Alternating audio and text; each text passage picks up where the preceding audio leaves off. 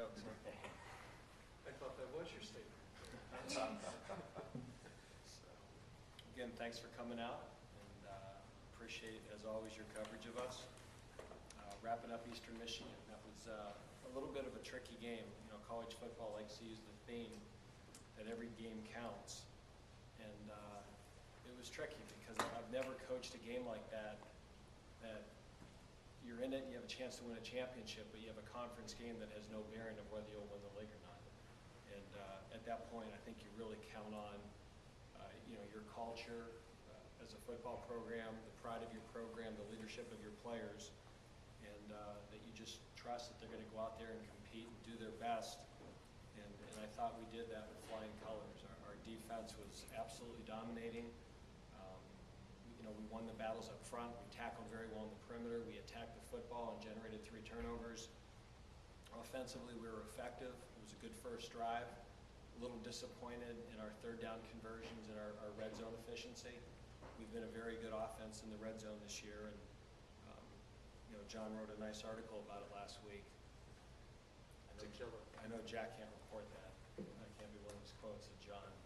But you know, talking about all the success we had in the red zone, and we ended up kicking 3 field goals.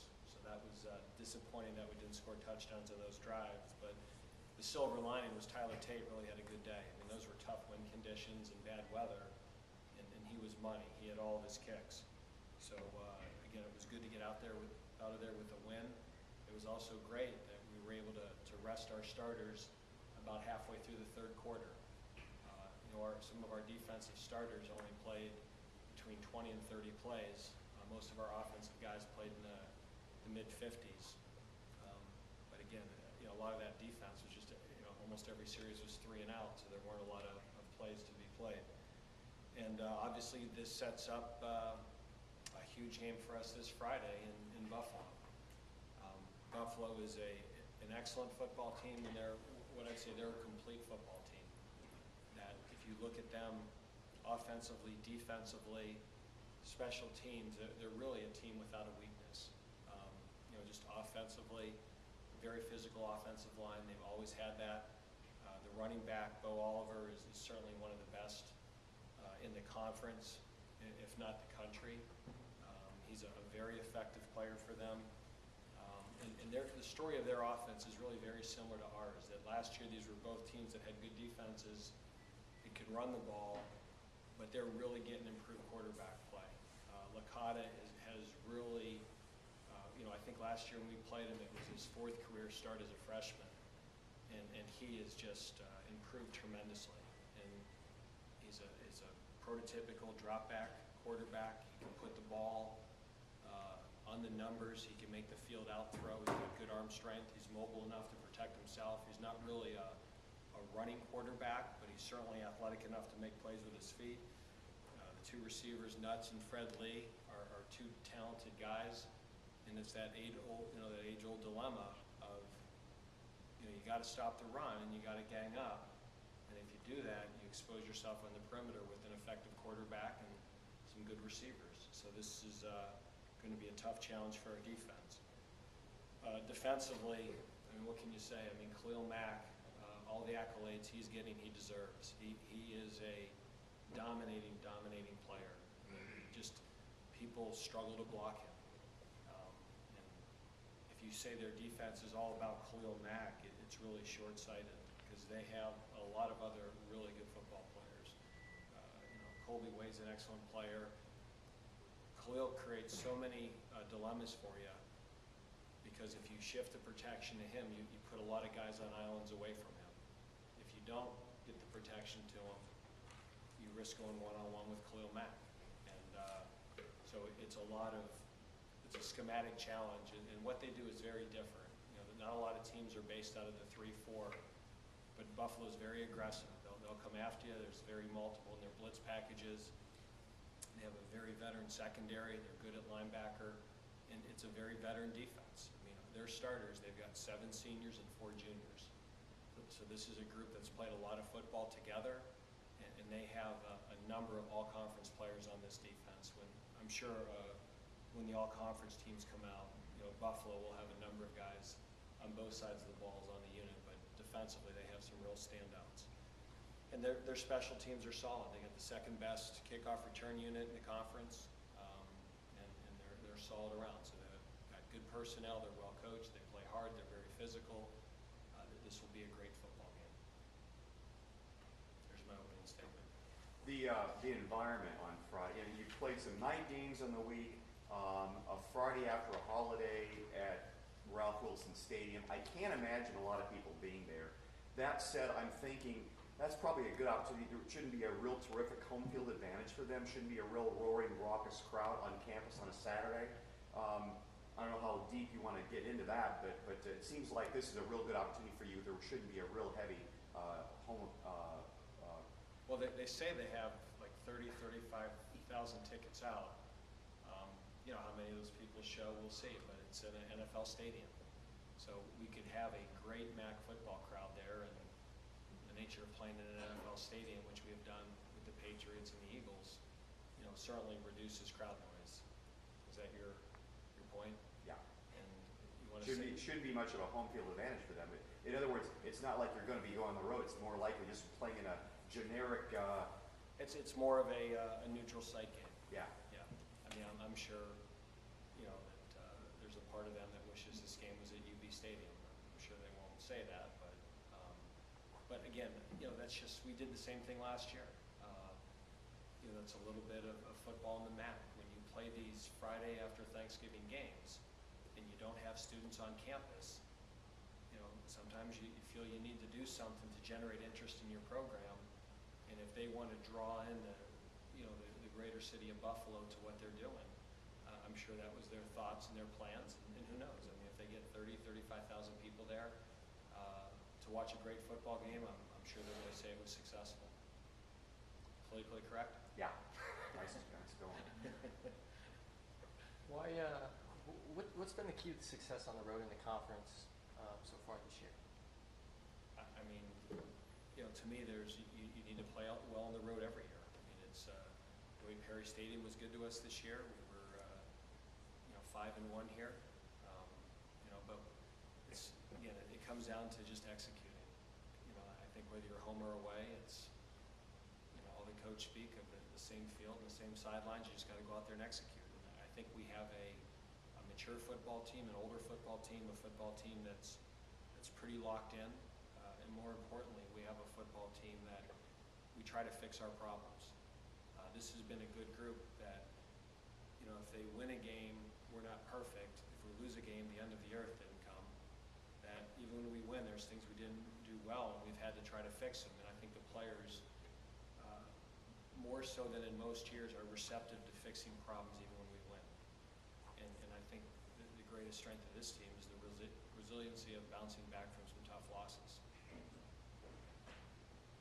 Will you talk about the turnover situation in the game, especially their ability to create turnovers? Yeah, they do a great job, and a lot of it is their ability to get a pass rush.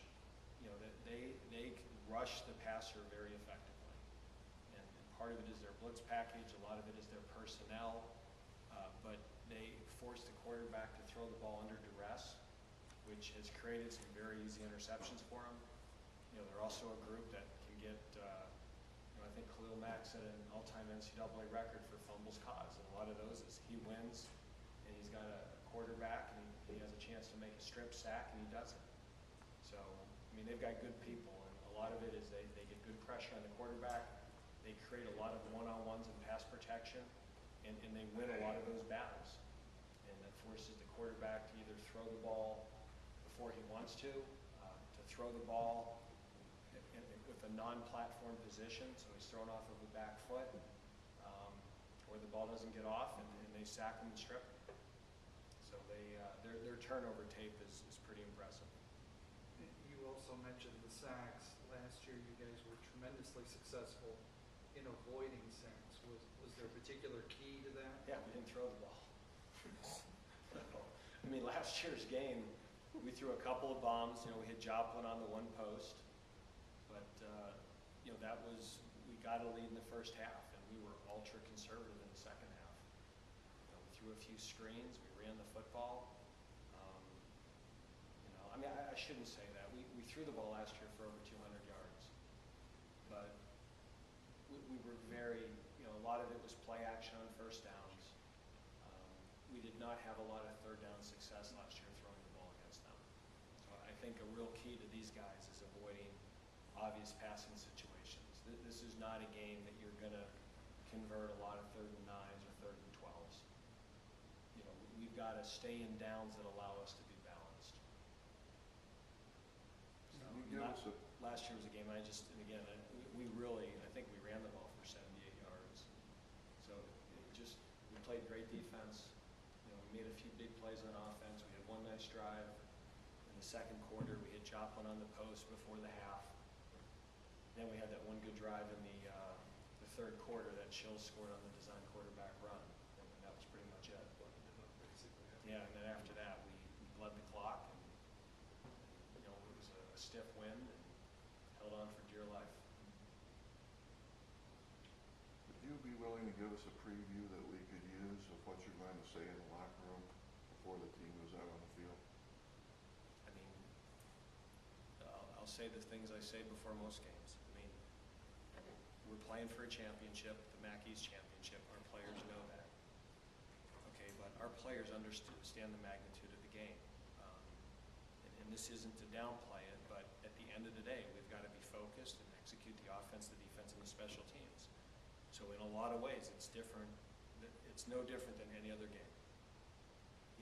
And the process of preparing, and the process of having our mind right, and the process of being locked in to what we need to do, the end result of that will be that if we do those things, we give ourselves an opportunity to win the game and win the MAC East. So this is one of those games that, if I've got to get them excited in the locker room and realize what they're playing for, we're in trouble. Last week was different. That's a week that you're worried about it. And our locker room last week was so fired up, I didn't have to say a word. Those guys were nuts in there. It was really neat. I think Eastern pregame looked at us and was like, what's wrong with those guys? It's 18 degrees out here and they're excited. Our guys were going nuts last week. That was a great locker room. And so all those concerns I had about are we ready to play, are we excited to play, the locker room was unbelievable. It was a great locker room to be in. So I have no doubts that our guys will be excited to play this game. And, we're trying to earn the right to have a chance to win by how we prepare and how we practice this week. With what's on the line Friday, you're not sensing any disappointment among anybody that they're not going to have a Thanksgiving holiday or anything like that, right? It's like, most of, obviously, the public is so excited about Thursday. It's like, whatever. No. And it's the nature of what we do. Our guys don't get to enjoy any fall holiday. We're playing football. It's the football season. So I can't remember the last time I sat down and had a Thanksgiving dinner with my family. It's been, I don't know if I've had that, maybe 15 years ago after when I first got married. I can't remember the last time. Because really, when you're able to do that, when you were at Richmond, you weren't in a good mood because you weren't in the playoffs. So you had a bad year. And at this level, we're always playing the day after Thanksgiving. You mentioned yesterday about having played. Was that in this stadium or was that in Rich Stadium? I can't believe I'm saying this, but I did something, this is the first time I've ever said 30 years ago. 30 years ago. 30 years In ago. this stadium? In this stadium. It was called Rich Stadium then. Okay, and you threw 3 interceptions? I threw 3 bingos that day. Did your team win? We did not win. Okay. It was 1983, and it was the Newport Lancers versus Williamsville South. Don't just call them Newport. You have We're the Lancers, baby. Well, but it's Lewiston Porter, but if you're from that area, it's No, Newport. it's Newport, okay. It's Newport. They're known as the Newport Lancers. All right. And we played Williamsville South, and we had a tremendous tailback by the name of Daryl Johnston. Whatever happened to him? He had a decent career. Went on to Syracuse, Okay. started there, then played for the Cowboys, and That would be the Dallas Cowboys? that would be the Dallas Cowboys. That's Moose Johnston. So he was our tailback, and he did everything. He returned kicks, he returned punts, he kicked, he punted, did everything. Great player. And we even lined up in the single wing, so as the quarterback sometimes, I was the lead blocker. I don't know how comfortable Daryl felt about that, but he still got a lot of yards. but we played Williamsville South in a playoff game in the stadium. And like I said, I'm pretty confident Matt Johnson will be a lot more accurate in the stadium than I was that day 30 years ago. And that was the only time you played there? Or you Yeah, I've played never coached there before. That was junior year in high school. there? Yeah. I mean, it's kind of a homecoming of sorts for you. You're from that area. I mean, kind of excited to get back there and play. Yeah, that's home for me. I grew up in Youngstown, New York, and that's the Niagara Falls, Buffalo area, and that's home. So anytime I get back to Buffalo, I'm excited.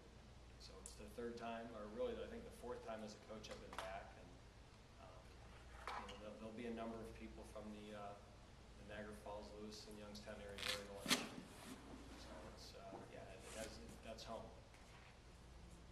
Can you talk a little bit about dealing with the short week? I mean, what kind of adaptations did you have to make to deal Well, with it? here's what we did, and I didn't share this, I didn't tell the players this, but we looked at, after the Ohio game, we really looked at it as we had 16 days in 2 games.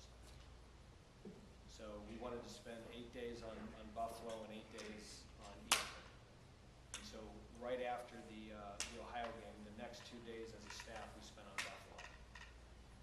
And then that still gave us 8 days to prepare for Eastern, and then 6 days plus the 2, 8 for Buffalo. So we worked ahead. We had all the Buffalo film broken down immediately after the Ohio game. And we focused on them for 2 days so that we knew going into the short week, we didn't want to cut short the preparation. What kind of adaptations did you have to make in terms of the practice schedule? We got all of our defensive starters off the field against Eastern in the third quarter. So I told those guys that they played a little more than 1 quarter of football. So all we did was moved up everything a day. Again, it's the old, this day was this day routine. So That's why I say. Monday was second half Tuesday, was Sunday, right? today was Wednesday, tomorrow will be Thursday, Thursday will be Friday. It's the MAC football calendar that the days don't exist. Oh, you see what I'm saying? The second half of Saturday actually was Sunday Yes. for the defense especially. Yeah, well, we normally after a game, we'll come home. Usually after a game, we come home, and then our coaches will go home and see our families, and then come back on Sunday. And when we got back from Eastern, we came back here, and we were here till fairly late. Anything else? All right, thanks. Go do it.